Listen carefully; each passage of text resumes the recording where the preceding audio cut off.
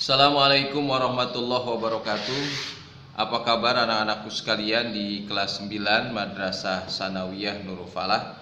Mudah-mudahan kalian tetap semangat untuk bisa belajar, walaupun tentunya belajar kita masih dalam kondisi belajar jarak jauh. Pada kesempatan pagi hari ini atau pagi menjelang siang kali ini, di kelas 9 kita akan membahas seni budaya di halaman 38. Materinya berjudul jenis dan keunikan tari kreasi. Nah, apa jenis keunikan tari kreasi? Kita akan coba gali.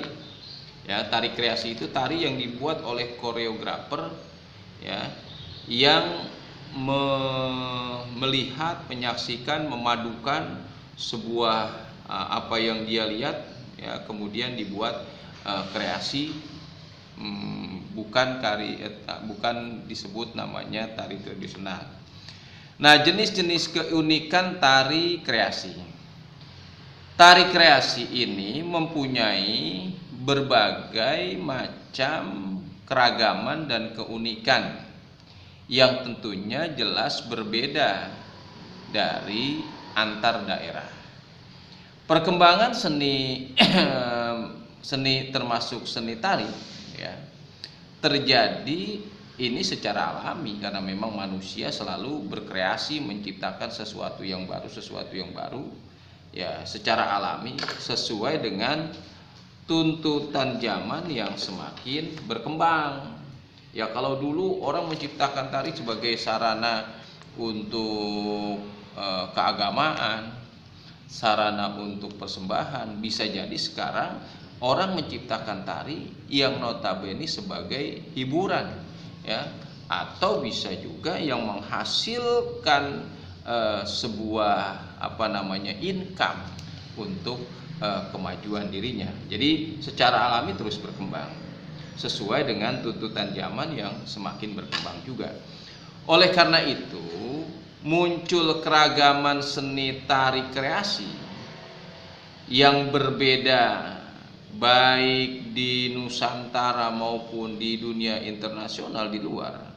Beberapa jenis tari kreasi dapat digolongkan sebagai berikut supaya kalian pahami. 1. Ada tari kreasi yang berpolakan tari tradisi. Maksudnya apa tari kreasi yang berpolakan kepada tari tradisi? Jenis tari kreasi yang berpola pada garapan tari tradisi adalah, ya, kreasi tarian yang mengambil sumber pengembangan sebuah tari kreasi dari tari tradisional setempat. Jadi tradisionalnya sudah ada, tapi dikembangkan, dimunculkan kreasi-kreasi baru. Itu namanya tari kreasi berpolakan kepada tradisi. Pengembangan tarian bisa diambil dari latar belakang ceritanya, ya, kalau bertema, atau berlatar belakangkan legenda, atau dongeng, atau mitos daerahnya.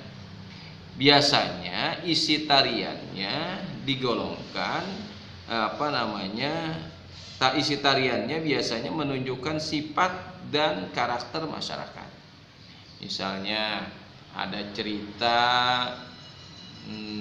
maling kundang, ya, terkenal maling kundang si anak durhaka.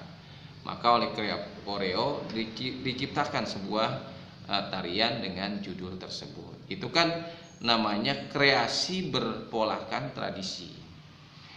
Kemudian tari kreasi tidak berpolakan tradisi atau non tradisi. Dalam penggarapan tari kreasi non tradisi, yang diandalkan adalah kebebasan berekspresi dengan mengeksplorkan atau mengeksplorasi gerak, ya, sebanyak-banyaknya, ya,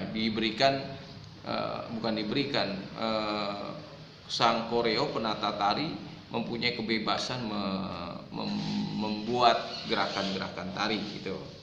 Ya. Kemudian pola gerak yang dikumpulkan dari eksplorasi gerak tadi ya menjadi sebuah gerak yang nantinya dikelompokkan. Kemudian oleh penata gerak tari disusun menjadi sebuah ragam gerak yang berstruktur secara koreografi. Ya, kadang-kadang terwujudnya dengan gerakan-gerakan yang sangat abstrak. Kita tahu dulu gerakan itu kan ada yang gerakan maknawi, ada gerakan yang biasa. Ya, itu dipadukan ya sehingga menjadi satu kesatuan yang sangat indah. Ya, kemudian disusun menjadi sebuah ragam gerak yang abstrak ya, yang mengungkapkan perasaan, keinginan dan pandangan. Kadang-kadang terwujud dengan gerakan yang sangat abstrak. Gerakan yang tidak bermakna pada setiap elemen gerakannya benar-benar dilakukan dalam batin. Ya, lepas dari sumber pijakan tradisi. Misalnya zaman sekarang ada yang terkenal tari hip hop. Hip hop ya tarian gitu kan. Atau tarian masyarakat modern lah, mana apalah judulnya, bisa kalian sebagai anak-anak muda mengetahui yang berkembang saat ini. Keunikan tari kreasi untuk memunculkan keunikan di dalam tari yang dibuat ini dapat difokuskan pada unsur pendukung tarian tersebut. Misalnya apa? Gerakan, kostum, pakaian, atau tata rias, atau properti lainnya, atau pula setting panggung. Nah, keunikan dalam unsur gerak dapat diwujudkan dalam bentuk misalnya komikal, jenis tarian yang sudah ada, misalnya melihat tari merak dan tari margapati yang memunculkan keindahan kostum. Ya, bagaimana tari merak kostumnya? Wah, sungguh sangat indah karena pembuatannya butuh ketelitian karena harus indah karena tari merak. Contoh tari merak ini merupakan salah contoh kreasi yang berpolwakan tradisi yang berasal dari Jawa Barat dan ini sudah sangat populer sesuai dengan namanya. Tarian ini mendeskripsikan tentang keindahan dan keelokan burung merak. Pencipta tari merak ini adalah seniman yang berasal dari tanah Sunda. Namanya adalah Raden Cece Sumantri. Sekali lagi senimannya namanya Raden Cece Sumantri. Pada pertengahan abad ke-19. Keunikan tarian ini adalah hanya dimainkan oleh wanita, tidak dimainkan oleh laki-laki. Dengan menggunakan kostum yang berwarna putih serta hiasan mirip burung merak yang ada pada kepala penari. Yang kedua, tari ongkek manis. Tari ongkek ini berasal dari Jawa Timur.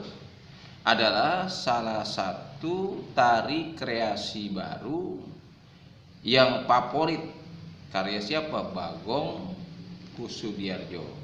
Orangnya udah wafat kalau tidak salah. Kemudian Untung dari Sanggar Kembang Sore dari Jogja. Keunikan tarian properti ini yang digunakan kipas dan sampur, sedangkan kostumnya penari mengenakan jarik, baju, celana, hiasan kepala dan hiasan untuk leher dan sabuk. Ya, lagu pengiringnya berjudul Ageng atau Opat Wilet. Tarian ini biasanya sama dengan tari merak dibawakan oleh kaum wanita baik dalam bentuk versi tunggal, versi berpasangan atau tari kelompok. Yang ketiga, tari Garuda. Tari Garuda ya, atau tari Garuda Nusantara ini berasal dari Pulau Jawa. Ya, dalam gerakan penari mengekspresikan gerakan burung Garuda. Burung Garuda yang sedang terbang. burung Garuda sedang terbang, ya, dan memamerkan sayap indahnya dengan gerak tampak keas, tegas, gagah, dan lincah. Itu ciri khas burung Garuda. Tarian ini dimainkan oleh beberapa orang wanita. Dengan keunikannya, busananya layak burung Garuda, memiliki sayap yang menyambung dari pinggang ke ujung tangan dengan penutup kepala yang nampak elok. Elok itu nampak indah. Nah, itu keunikan tari kreasi. Mudah-mudahan kalian bisa mendalaminya. Sampai berjumpa kembali dengan pelajaran seni budaya di pelajaran yang akan datang. Assalamualaikum warahmatullahi wabarakatuh.